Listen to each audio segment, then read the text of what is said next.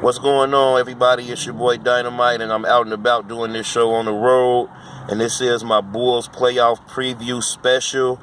And I told myself if the Bulls made the playoffs, I was actually to do a show, just talking about the playoffs and how they made it there and a lot of things that's going on surrounding the Bulls. And, first I like to say that I'm like your hip-hop sports analyst. I like to bring, some of the times y'all see me with a glasses, hat, jewelry or whatever it may be.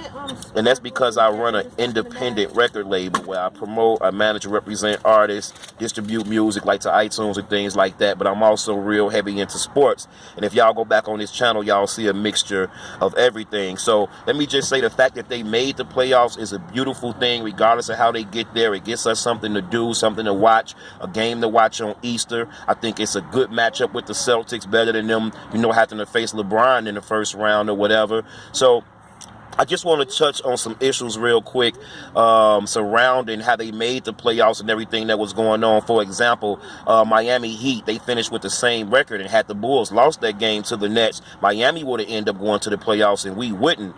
And that's crazy because y'all know D.Wade came from Miami last year, and now he plays with us. And his team didn't make the playoffs, and we did. So I know Miami upset real bad about that, to see Wade in the playoffs playing with us. And while we're talking about Wade, I really expect for him to pick up that option. He has a player option to get paid $23 million next year. And now that the Bulls made the playoffs and played pretty good lately, and why wouldn't he pick it up? He got a reason to come back. He just said now he's excited to see this team in the playoffs play together and stuff like that. So I expect him to pick that up. On the flip side, Derrick Rose and Joakim Noah, mainly Derrick Rose, he got to be sick right now because we traded him to the Knicks. He was happy about that when it happened, but that didn't go so well. He ended up getting hurt. They not in the playoffs. Now I'm sure he back home in Chicago somewhere. I wouldn't be, but he has to listen to the city and everybody talk about the Bulls in the playoffs. And just a year ago, he was in this team.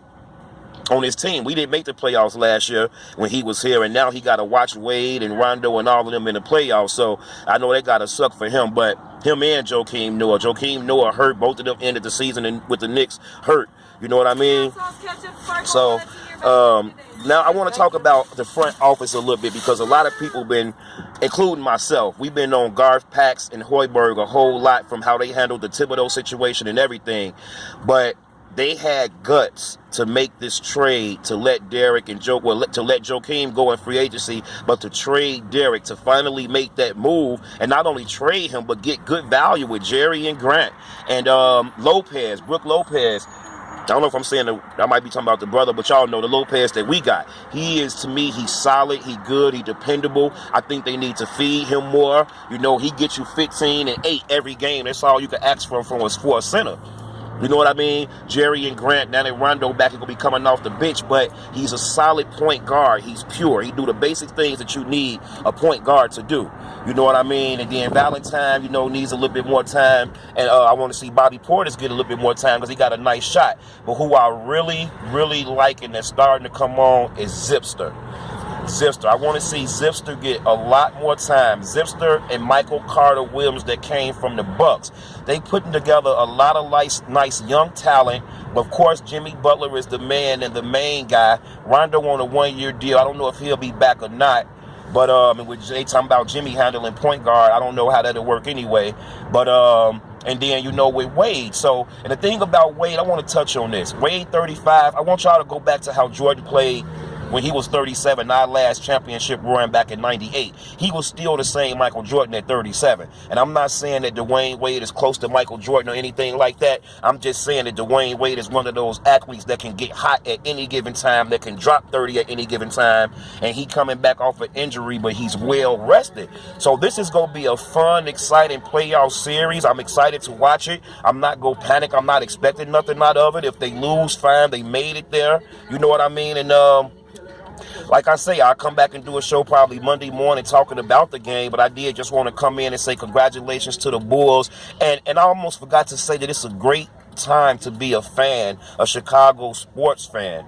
And in my closing, I'm going to break it down with the reason why. We got the Cubs, who just won the World Series last year, and they're the favorites to win it again. Even though the Blackhawks just lost their first playoff game, They the favorites to win a Stanley Cup, and they might pretty much will be a dynasty if they win this one. You know, they done won like about 4 out of the last 7 years, I believe. And we got the Bulls who win the playoffs now with 41-41 record. You know, the Bears are the only ones who not winning, but the fact that they got the 3rd overall pick and the fact that they let Cutler and Alshon go and got Glennon and basically everybody they picked up in the free agency, they are a hot topic. And as the draft approach and Monday, April 18th starts the off-season programs, you know, they're a hot topic. So, like I say, it's a good time to be in Chicago right now. It's Easter weekend, 70 degrees, going to be close to 80 tomorrow. What else could you ask for? In closing, it's your boy Dynamite. Remember, subscribe. If you can sit and watch my video for 6.5 minutes, it takes you a second to subscribe. Comment. I'm not always right. Let's open the discussion. Let's talk about what you guys think the Bulls go do, the roster, how far they go. I'm just going to predict and say the Bulls like in 6. The Celtics in 6. I just think the home court and the fact that they did have a number 1 seed probably go tell it all in the end. But don't be surprised if it goes 7 and the Bulls can pull it out. But if I got to pick, I'm going to say the Celtics in 6. We'll see what happens. Subscribe. Go to the website. Check out my artist, www.dpmgunited.com. And I'll see y'all next time. It's your boy Dynamite. How could you not